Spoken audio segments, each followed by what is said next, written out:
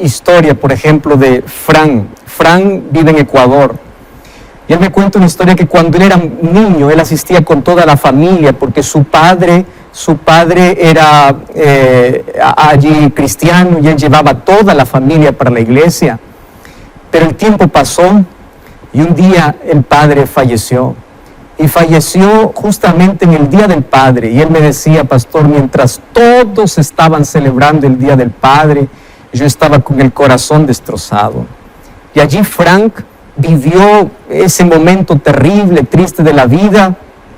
Y como todo ser humano empieza allí a preguntarse, a cuestionarse por qué, y fue dejando los caminos de Dios.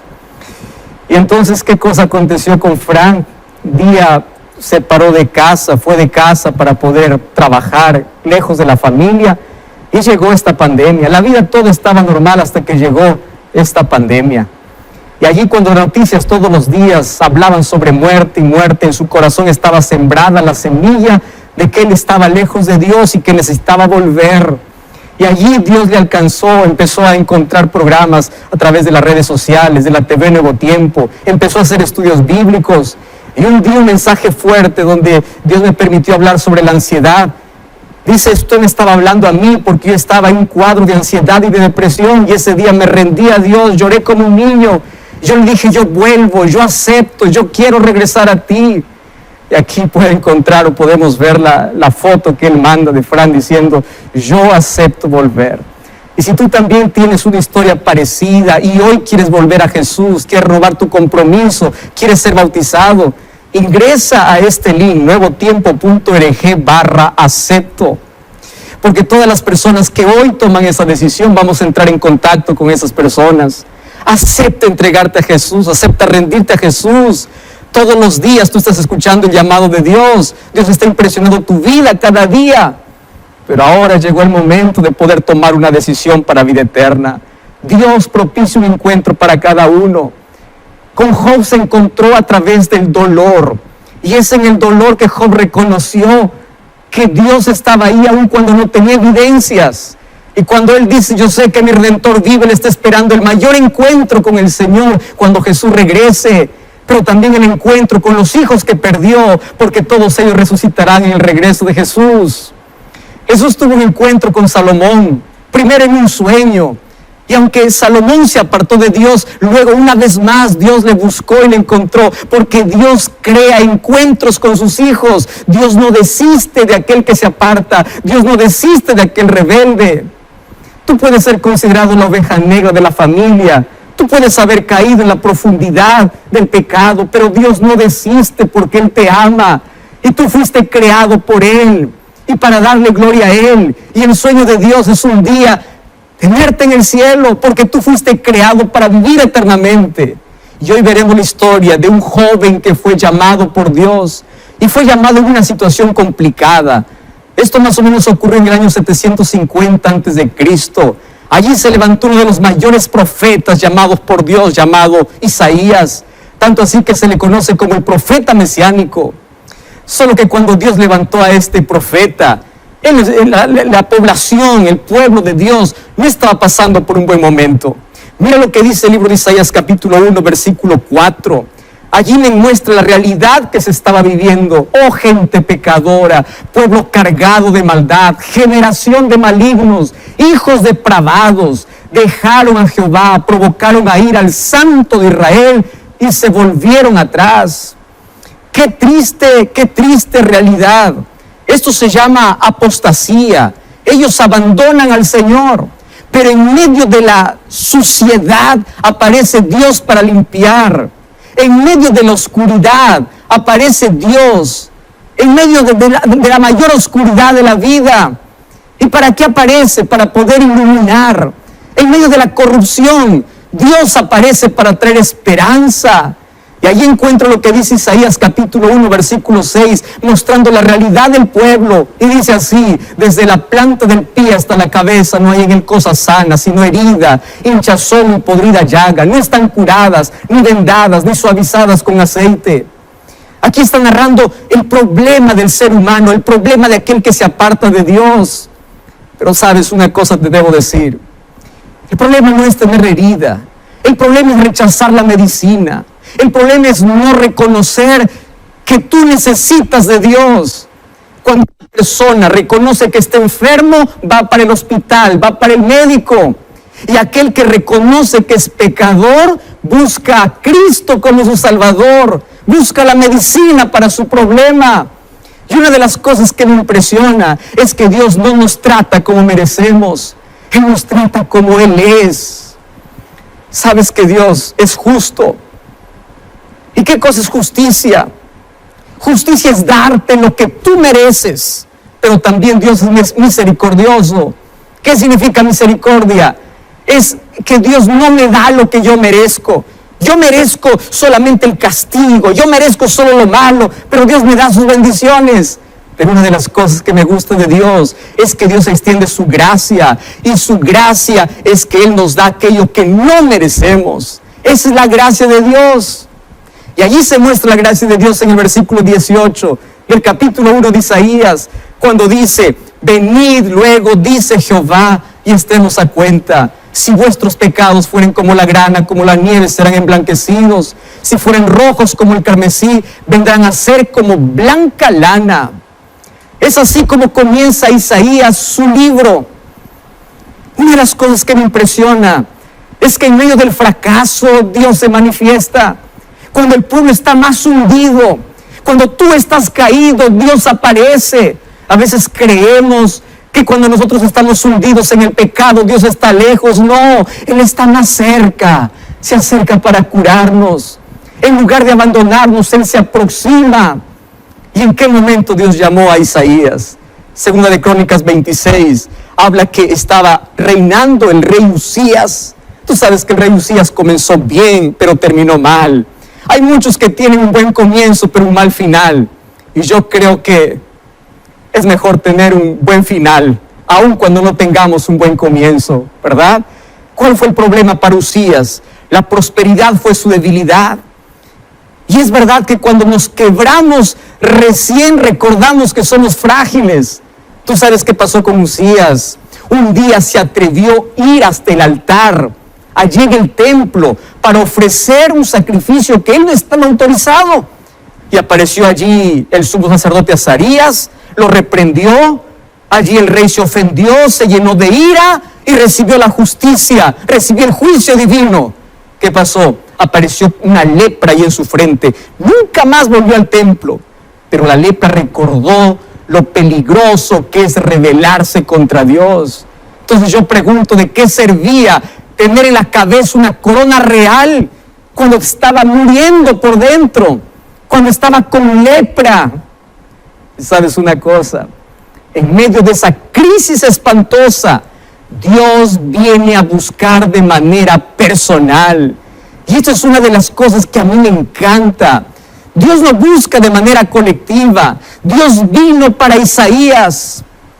Es Dios quien busca. Allá en el jardín del Edén, fue Dios quien buscó a Adán y Eva. En Apocalipsis capítulo 3, versículo 20, es Dios quien busca al ser humano. Hoy Dios te buscó para que puedas escuchar este mensaje. Es Dios quien busca, y lo buscó para darle una misión. Fue llamado para poder comunicar un mensaje de amonestación. Entonces allí aparece la primera visión que él tiene, el momento que Dios le llama. Abre tu Biblia, mira lo que dice el libro de Isaías, capítulo 6, versículo 1 al 4. Allí dice así: en el año que murió el rey Usías, yo vi al Señor sentado sobre un trono alto y sublime. Sus faldas llenaban el templo, por encima de él había serafines. Cada uno tenía 6 alas, con 2 cubrían sus rostros, con 2 cubrían sus pies, con 2 volaban. Y el uno al otro daba voces diciendo: Santo, Santo, Santo, Jehová de los ejércitos. Toda la tierra está llena de su gloria. Y los quiciales de las puertas se estremecieron con la voz que clamaba, y la casa se llenó de humo. ¡Wow! ¡Qué visión extraordinaria! En medio de tanta corrupción hay alguien que va al templo. Y cuando está en el templo, Isaías miró en el interior, es decir, en el lugar santísimo, una visión. ¿Y quién estaba en esa visión? Jehová sentado en su trono. ¡Cómo me encanta esa expresión! Dios sentado en el trono, porque es Dios quien tiene el control. y su gloria llenaba el templo. Allí lo que está viendo Isaías es la grandiosidad divina. Y al ver la grandiosidad divina, él puede reconocer la pequeñez humana. ¿Qué cosa vio Isaías? Habían serafines. Serafín significa ardiente. Figuras como envueltos en fuego. Todos ellos estaban en la presencia de Dios. Y ellos decían, santo, santo, santo. Y yo siempre me pregunto, ¿cómo es que Dios se puede interesar tanto en gente tan mala, en gente tan pecadora?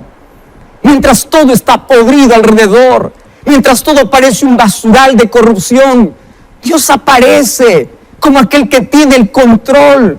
Jehová desciende.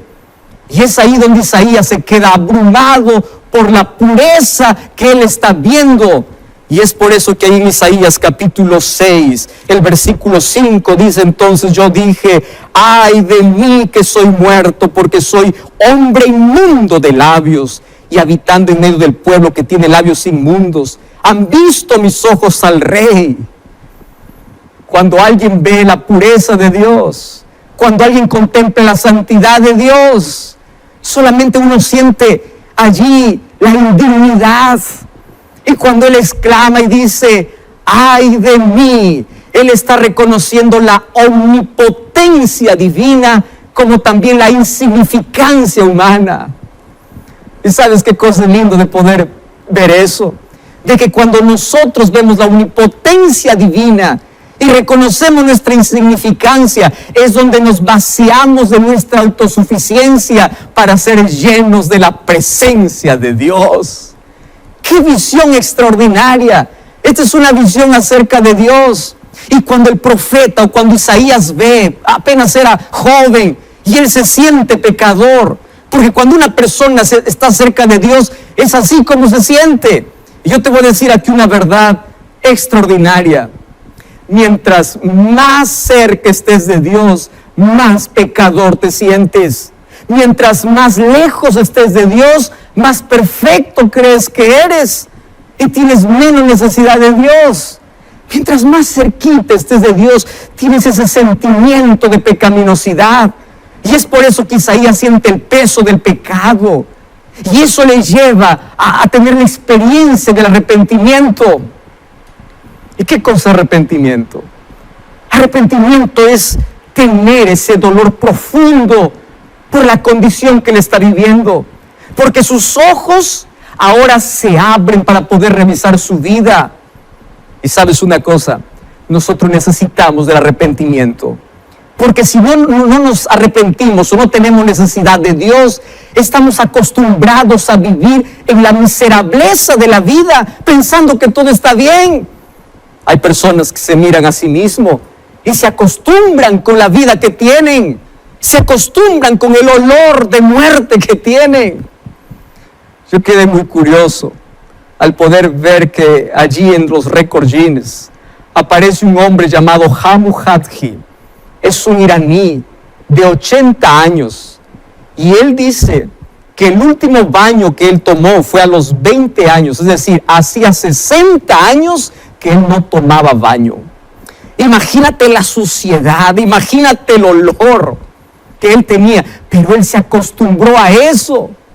Y es así el ser humano. Lejos de Dios se acostumbra a una vida hecho pedazos. Pero cuando te acercas a Dios, tus ojos se abren. Y mientras más cerca estés de Dios, te sientes indigno. Empiezas a depender más. Y el Espíritu Santo llena tu vida. Llena tu vacío porque te sientes insuficiente.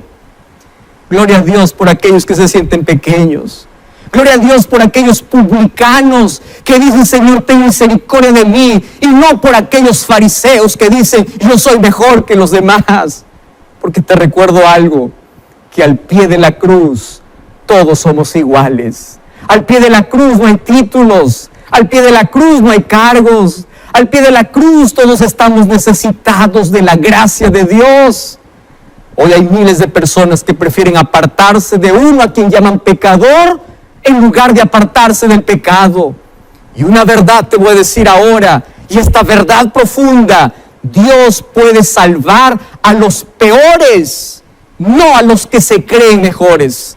Una vez más voy a repetir: Dios puede salvar a los pecadores peores, a los peores seres humanos que reconocen que necesitan de Dios. Pero Él no puede salvar a aquel autosuficiente, aquel que se cree mejor que los demás. Y una de las cosas que me llama la atención es que mientras Isaías ve esta visión, él se siente débil, él se siente pequeño. Y Dios usa a los débiles, créeme. Dios usa a aquellos que confían en Él y no confían en sí mismos, porque prefieren confiar en Dios. Jesús vino a buscar al perdido. Jesús vino a buscar al que se siente sin esperanza, aquel que siente que no tiene derecho. Jesús vino por aquel que cree que está sucio, que está embarrado por la vida, por aquel que se siente quebrado. Si tú confiesas tu pecado, la gracia de Dios te limpia. Porque la Biblia dice: donde sobreabundó el pecado, o donde abundó el pecado, sobreabundó la gracia. Y en esta experiencia de Isaías, un serafín desciende para tocar sus labios. Oh, mi querido, el Evangelio son buenas nuevas. El Evangelio significa que el más sucio puede ser limpio. El Evangelio te dice que aquel que está quebrado puede ser reconstruido.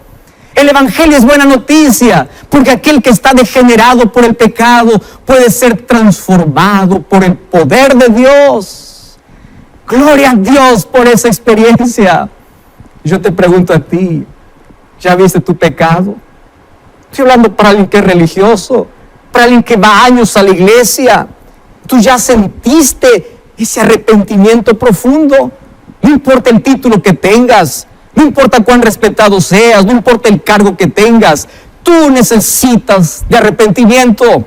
Estoy hablando para un alcalde, para un superintendente, para un abogado, para un médico. Estoy hablando para una persona muy importante.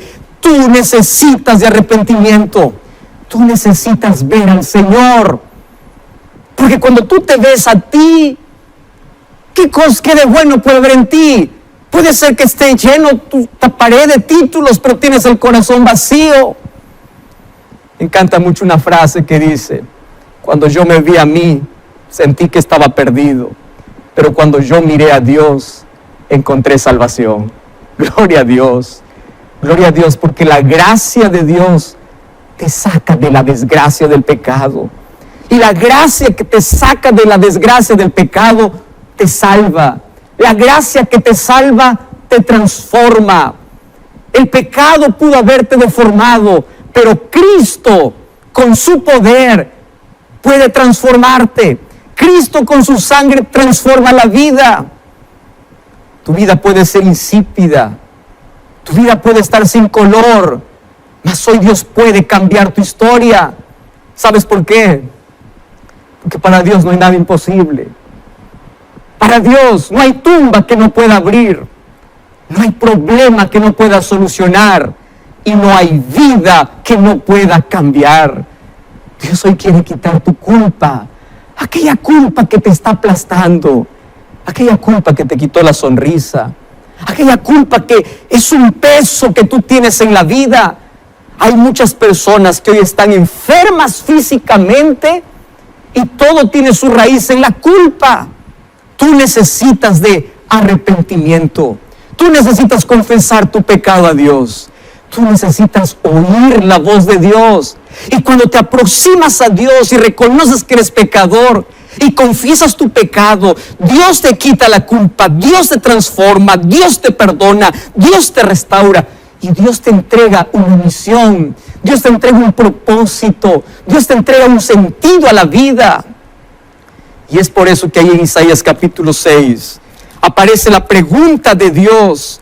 Y ahí en el versículo 8 dice: después oí la voz del Señor que decía: ¿a quién enviaré? ¿Quién irá por nosotros? Entonces yo respondí: heme aquí, envíame a mí. A mí me encantan las preguntas de Dios.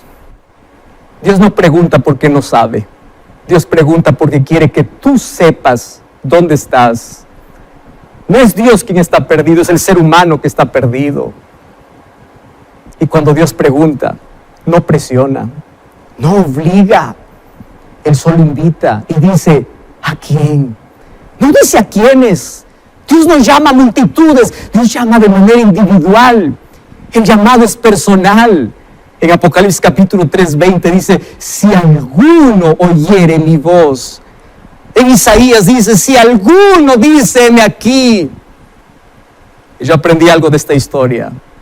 Para poder decir a Dios, heme aquí, primero hay que decir, ay de mí. Después del ay de mí, viene la respuesta, heme aquí. ¿Qué quiero decirte? Primero tienes que reconocer. Tiene que haber un reconocimiento. Y cuando reconoces tu condición, la gracia de Dios te perdona, y esa gracia te liberta, y esa gracia te santifica, y esa gracia te hace nueva criatura. Eso es lo que dice 2 Corintios 5:17. Aquel que esté en Cristo, nueva criatura es. Empiezas a tener una nueva página. Empieza a tener un recomienzo. En el nombre de Dios te digo, es tiempo de ver la gloria de Dios. Es tiempo de ver a Dios sentado en su templo. Es tiempo de contemplar. Es tiempo de acercarnos a Dios. Porque hoy Dios quiere tocar tu vida. Hoy Dios quiere perdonarte. Dios no conoce un caso perdido. Si tan solo tú reconoces que eres pecador y aceptas a Jesús como tu Salvador, hoy tú puedes experimentar una transformación en tu vida. Hoy tú puedes ser perdonado y puedes ser transformado. No me digas cuán bajo caíste, porque yo conozco el poder del Evangelio. Yo conozco personas que se sentían indignas y miserables, personas que Dios restauró y levantó. Y una de las cosas que más me emociona cuando leo la Biblia es que el cielo estará lleno de grandes pecadores arrepentidos y el lago de fuego de pequeños pecadores sin arrepentimiento. Te voy a explicar una vez más lo que acabo de decir. El cielo estará lleno de grandes pecadores arrepentidos porque aceptan la gracia de Dios. Y el lago de fuego estará lleno de pequeños pecadores, de aquellos que dicen, yo soy bueno, pero no necesito de Dios. Yo soy el mejor esposo, el mejor ciudadano. Yo no soy como ese otro, yo no soy como el otro. Aquel que rechaza la gracia de Dios por colocar sus méritos está perdido. Por eso es que esto me da esperanza. El cielo estará lleno de grandes pecadores arrepentidos. Entonces, por favor, no me digas que estás tan hundido en el pecado. Dios conoce tus luchas. Estoy hablando para alguien que ya no soporta más el peso de la culpa. Estoy hablando para una señorita que ya pensó quitarse la vida varias veces. Mira el cielo. Estoy hablando para un joven que la semana pasada tuvo un intento de suicidio. Mira el cielo. La puerta está abierta. Los brazos de Dios están abiertos. Oh, amor de Dios. El amor de Dios es inefable, es inmedible, es incomparable. La linda música dice, si fuera tinta todo el mar, todo el cielo un gran papel y todo hombre un escritor, ni aún así se describiría el gran amor de Dios. Ese es el amor de Dios. Cuando nadie era capaz de dar algo por mí, Él se entregó por mí. Ese es Dios. Cuando nadie era capaz de dar algo por mí, Él se entregó. Cuando el pecado me quitó todo el valor, Él me compró con su sangre. Yo valgo la sangre de Jesús. Tú vales la sangre de Jesús. Tú eres comprado por la sangre de Cristo. Tu valor no lo determinan tus acciones, ni la sociedad, ni el dinero. Tu valor lo determinó Cristo. Tú vales la vida de Cristo. La historia de salvación no se escribió con tinta. La historia de salvación se escribió con sangre. La historia de salvación no se reveló en un poema. La historia de salvación fue revelada en una cruz. Y solo su amor puede llenar el vacío de tu vida. Por eso es que aquel que bendiga amor en esta vida no sabe cuánto valor tiene. No sabe cuánto vale. Levanta la cabeza, hijo. Levanta la cabeza, joven. Levanta la cabeza, amigo. Levanta la cabeza, hermano. Dios te ama. Y hoy separó este tiempo para encontrarse contigo. Y a mí me encanta uno de los textos que el mismo profeta Isaías menciona. en Isaías capítulo 55, versículo 6. Mira lo que dice la palabra de Dios. Buscad a Jehová mientras puede ser hallado. Llamadle en tanto que Él está cercano. Busca a Jehová mientras puede ser hallado. Hoy Dios te está buscando. El libro de Isaías capítulo 57, versículo 13 dice así: yo soy el alto y sublime, el que habita en la eternidad, cuyo nombre es santo. Yo habito en la altura y la santidad, pero también estoy cerca del quebrantado y humilde de espíritu. Dios está contigo. Dios te ama. Rodrigo, Julio, Dios te ama. El libro de Miqueas capítulo 7, versículo 18 dice que Él quiere perdonarte y quiere lanzar al fondo